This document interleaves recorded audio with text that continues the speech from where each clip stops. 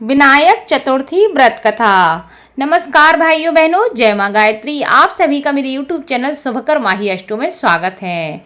आज मैं आप सभी को अपनी इस वीडियो में विनायक चतुर्थी व्रत कथा सुनाने जा रही हूँ।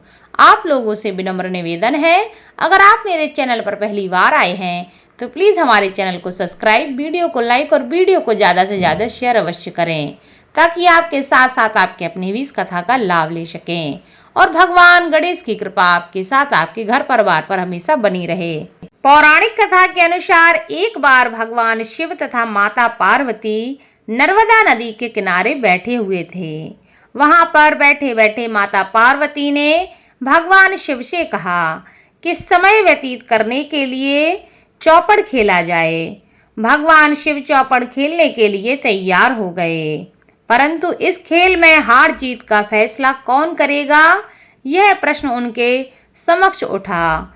तो भगवान शिव ने कुछ तिनके एकत्रित करके उसका एक पुतला बनाकर उसकी प्राण प्रतिष्ठा कर दी और पुतले से कहा, बेटा हम चौपड़ खेलना चाहते हैं, परंतु हमारी हार जीत का फैसला करने वाला यहाँ कोई नहीं है, इसलिए तुम बताना कि हम दोनों में से कौन हारा और कौन जीता। इसके बाद भगवान शिव और माता पार्वती का चौपड़ का खेल प्रारंभ हुआ।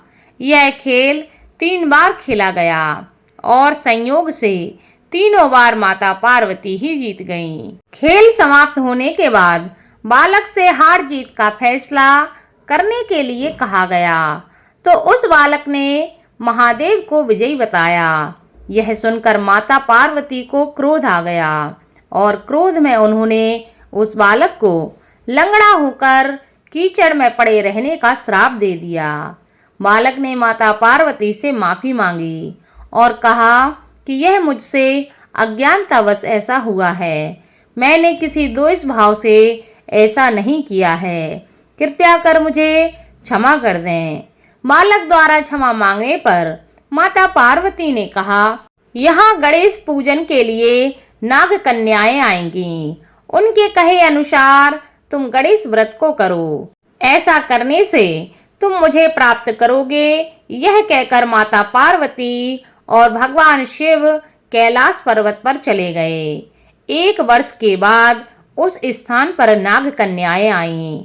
तब नाग कन्याओं से श्री गणेश जी के व्रत की विधि मालूम करने पर उस बालक ने 21 दिन तक लगातार भगवान गणेश का व्रत किया।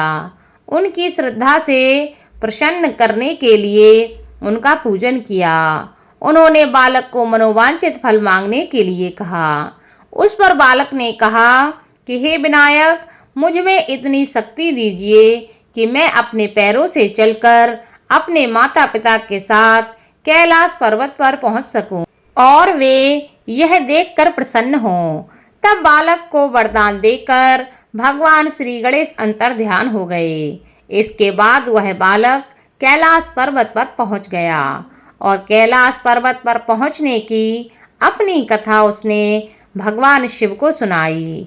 चौपड़ वाले दिन माता पार्वती शिव जी से विमुख हो गई थीं, अतः देवी के रुष्ट होने पर भगवान शिव ने भी बालक के बताए अनुसार 21 दिन तक श्री गणेश जी का व्रत किया।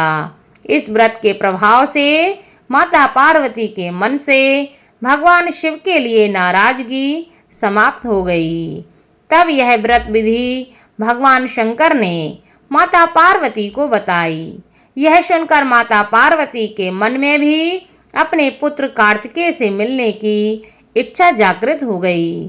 तब माता पार्वती ने भी 21 दिन तक श्री गणेश जी का व्रत किया तथा दूर्वा फूल लड्डुओं से गणेश जी का पूजन अर्चन किया। व्रत के 21वें दिन कार्तिकेय जी स्वयं माता पार्वती जी से मिलने आ पहुँचे। उस दिन से ही श्री गणेश चतुर्थी का यह व्रत समस्त मनोकामनाओं की पूर्ति के लिए किया जाता है। इस व्रत को करने से मनुष्य के सारे संकट, सारे कष्ट दूर हो जाते हैं और मनुष्य को समस्त सुख सुविधाएं प्राप्त होती हैं। बोलो भगवान गणेश की जय।